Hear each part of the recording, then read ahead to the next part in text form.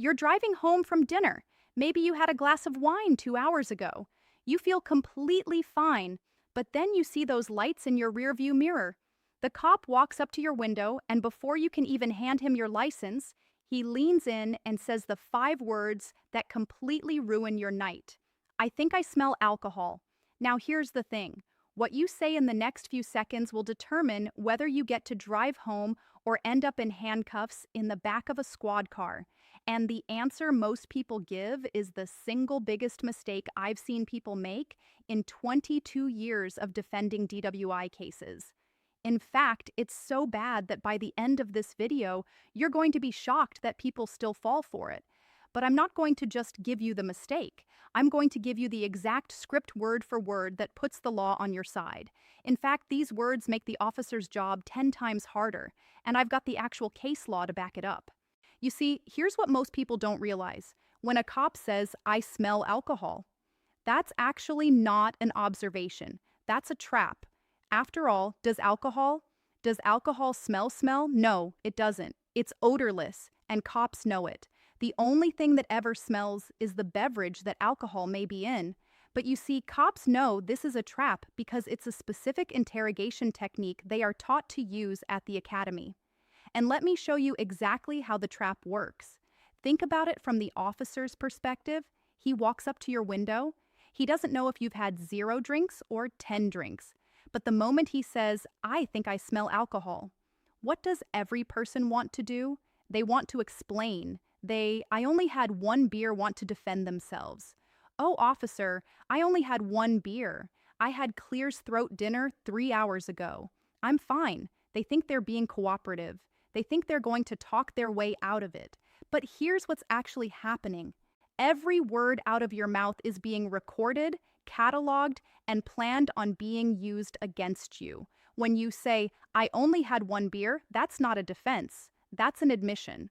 When you say, "I had dinner 3 hours ago," not only is it an admission, but it's something they can use to calculate your blood alcohol level on the witness stand. When you say, "Smell my breath," I promise I'm not drunk. Congratulations, you just can send it to a search. You're handing the cops a DWI on a silver platter, and the officer knows it. That's exactly why he pulls out those 5 words from the beginning. But back to putting yourself in the mind of a police officer for a second. These DWI investigations are routine for them. It's no different than you waking up and making breakfast before you go to work. That's what they do every single day. They're not really open to you trying to convince them that you should be let go. In fact, they're trying to make you feel like there's a chance they might let you go because they are trying to gather as much evidence from you as possible. So, trying to talk your way out of a DWI almost never works, and it almost always hurts. But here is where it gets interesting because the law is actually on your side and the officer hopes you never figure it out. Here's the part most people don't know.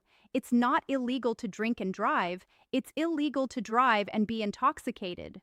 That is the "I smell alcohol alone" law, and courts all across the country have been crystal clear about this. The odor of alcohol alone is not sufficient to establish probable cause for a DWI arrest. The Kansas Supreme Court said so in State v. Stevenson. The North Carolina Supreme Court said so in Atkins v. Moyet, Tennessee, Alaska, Ohio, Wyoming, Colorado, Wisconsin, Louisiana, Washington. Every single one of these states has case law saying the same thing. The smell of alcohol alone does not prove intoxication. So think about what that means. The officer's one move, "I think I smell alcohol," is not enough by itself to take you to jail. But if you open your mouth and you start talking, he now has everything he needs. That's why I'm going to give you the exact words to say. And once you hear them, you're going to realize how simple this really is. But first, let me show you something that will make these words 10 times more powerful. Remember, an officer only needs probable cause, a very small amount of evidence in your own words. That's the easiest evidence they'll ever get. That's why every single response you give will be twisted and manipulated against you. But silence doesn't always work here either. If you start being rude, or if you decide to ignore the officer, here's what he's going to write down. suspect being combative and confrontational, or suspect refused to be cooperative. And what do you think they're going to say the reason was? You were uncooperative. They're going to say that was a sign of intoxication. I've seen this a million times. Jury trials are popularity contests, and cops know it. If they can paint you as being rude, uncooperative, or a jerk, they know there's a better chance the jury will love the cop and hate you. So you can't talk. You can't be rude. You can't just be silent. What on earth are you supposed to do? Here are the exact words. Memorize them. Officer, I exercise my constitutional right not to answer questions about what I've had to eat or drink. Am I free to go or am I being detained? That's it. That's the whole thing. And here's why it works. I'm not going to answer questions. That's your Fifth Amendment right. Once you've provided your driver's license and insurance, you have no constitutional obligation to have any further conversation with that officer. I don't care how upset or frustrated that cop becomes. You have no requirement to answer any further questions. I'm not going to answer questions about what I've had to eat or drink, refusing to talk about what you had to eat or drink. Now notice this does not mean you are refusing to talk to the cops. You're specifically declining to discuss this particular topic. You're still being polite to the officer. You're being specific. And there's no way, particularly with body cam footage, that the cop could ever claim you are being comparative in his police report. Am I free to go or am I being detained? This forces the cop to commit. He now either has to let you go or he's going to have to tell you you're being detained. And if he chooses to detain you, he's going to have to justify that detention. This question puts the burden back on the police officer where it always belongs. Now, what if the officer pushes back because I guarantee you they will? If the cop says, hey man, if you got nothing to hide, just tell me what you had to drink tonight. Here's your backup line. Officer, I once again exercise my constitutional right to remain silent, and I will not answer any further questions until my lawyer is present. And here's what's key. Your refusal to answer any questions from that police officer based on standing on your constitutional right to remain silent cannot be used as any evidence against you of anything. But what if the cops' field sobriety tests don't like your answer and like you standing up for your rights, so they demand you to get out of the car to do some field sobriety tests? Under the Supreme Court case of Pennsylvania versus Mims, cops can require you to step out of the car. However, your decision to take field sobriety tests is voluntary in every state. And let me be clear why they're still voluntary.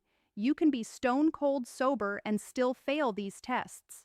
I've seen it over and over again where people pull below zeros multiple times, but yet they fail these tests.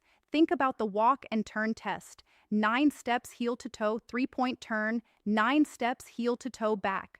What if you accidentally start before they say go? Well, that's a clue. What if you do a 2-point turn instead of a 3-point turn? Now you failed. You can be 100% sober and still fail these field sobriety tests because you didn't follow their instructions perfectly. So, what do you say? Officer, I only agree to perform these tests with my attorney present after the opportunity to seek counsel. And if they arrest you anyway, demand to speak to an attorney before answering any further questions. Now, here's why this could save you for more than just an unlawful DWI arrest. Knowing this same approach of understanding the cops' traps, knowing your rights before you speak, and having a plan of action when they try to spring that trap on you can make the difference between you maintaining your freedom and you having a tainted criminal record because a police officer decided they wanted to investigate you. But what if you do everything right and you think you're about to get in your car and drive home when suddenly the officer pulls you over and starts asking you another question? Check out this next video where I break down the 5 favorite tricks cops love to use during DWI stops and the exact words you can use to stop them. See you over there.